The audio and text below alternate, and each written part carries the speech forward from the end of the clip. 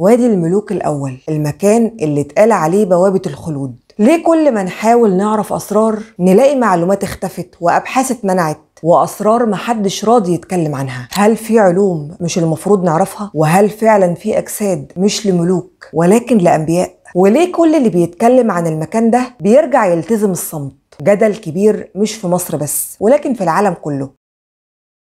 ايه اللي تم اكتشافه في وادي الملوك الاول؟ كلنا عارفين وادي الملوك اللي في الاقصر، ولكن من كام سنه كده اكتشفوا وادي ملوك اقدم من وادي الملوك الموجود في الاقصر، واطلقوا عليه اسم وادي الملوك الاول. مكانه بين منطقه الصف واطفيح، واللي يعتبر اكتشف المكان للمره الثانيه المحامي عمرو منير صديق. ولكن اللي ساعده في كشف الموضوع وظهوره للعلن صديقه الدكتور وسيم السيسي. واللي حصل ان المكان تم اكتشافه للمرة التانية، لان المكان اصلا كان تم اكتشافه قبل كده ولكن تم التعتيم عليه. امتى وليه هنعرف دلوقتي. الدكتورة هايجي فاروق اتكلمت عن اكتشاف وادي الملوك الأول، وقالت إن أول اكتشاف ليه كان سنة 1915 من بعثة بنسلفانيا، وإن المكان ليه خريطة اترسمت بعد أعمال البعثة، والخريطة بعنوان أطفيح ومرسوم فيها شكل مجموعة مقابر. واللي لفت انتباه الدكتورة واستغربت ليه جدا إن بعثة بنسلفانيا تعمدت تجهيل مجموعة من المصاطب الخاصة بمقابر الملوك. ومن بين الناس اللي اتكلموا وأثاروا قصة وادي الملوك الأول الدكتور محمود صلاح، باحث في علوم ما وراء الطبيعة. الدكتور محمود وجه رسالة قوية وغامضة للدكتور وسيم السيسي، رسالة بتدل إن المكان اللي بنتكلم عنه مش مجرد اكتشاف عادي. الدكتور محمود قال للدكتور وسيم في رسالته: إنك لو ما اتكلمتش انت في الأسرار اللي موجودة في وادي الملوك الأول أنا هتكلم. أما بداية الحكاية مع الدكتور وسيم بدأت لما تواصل معاه صديقه المحامي عمرو منير صديق،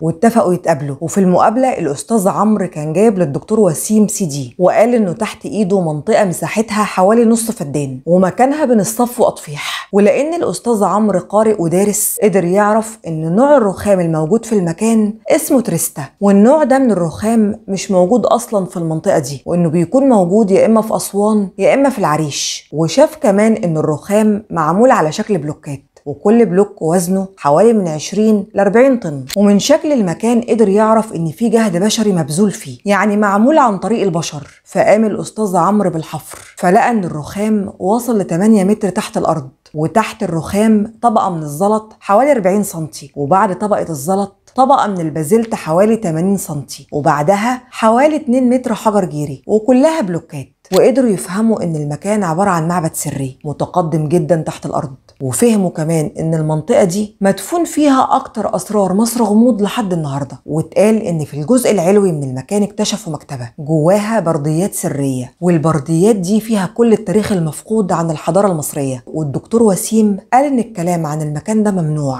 والسبب ان المعلومات اللي فيه لو ظهرت للعلن هتقلب العالم وهتغير نظرتنا في كل اللي درسناه، حتى في المعتقدات الدينية هتقلب معتقدات الناس، وان في معتقدات تم تغييرها بالفعل، وان مش هي اللي نزلت من السماء على الانبياء، وان التاريخ كله مزور. واتقال ان داخل المكتبة موجود برديات مكتوب فيها ادوية كل الامراض وعلوم زي الطب والكيمياء. كل ده غير ال7 رقاقات الذهبية، دول حكاية تانية خالص. 7 رقاقات منحوتة ومكتوبة بالذهب، والكتابة عليها برموز مش مفهومة. واتقال ان اللي كتبها هو تحوت، وانه كتب فيها اسرار الكون وعلم الخيمياء، والخيمياء هو علم الطاقة. وفي رأي تاني بيقول ان سيدنا إدريس ربنا كشف ليه اسرار السماء فسجلها على الالواح دي اللي هي الالواح الذهبية. ومن الكلام برضو المثير جدا عن المكان ده التسريب اللي تم من خلال رسالة صوتية من عالم آثار مش معروف هو مين، بيتكلم عن وادي الملوك الاول. وبيقول في الرسالة الصوتية ان موجود في المكان 15 عمود،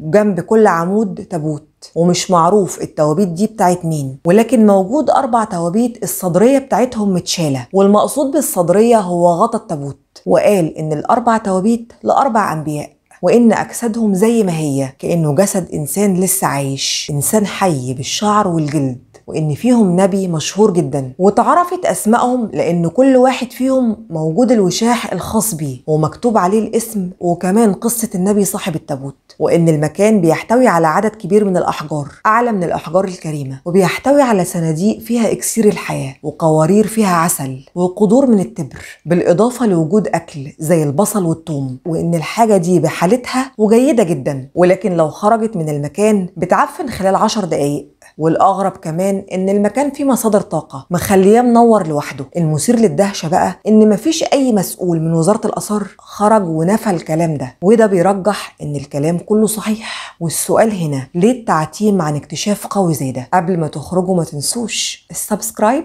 واللايك.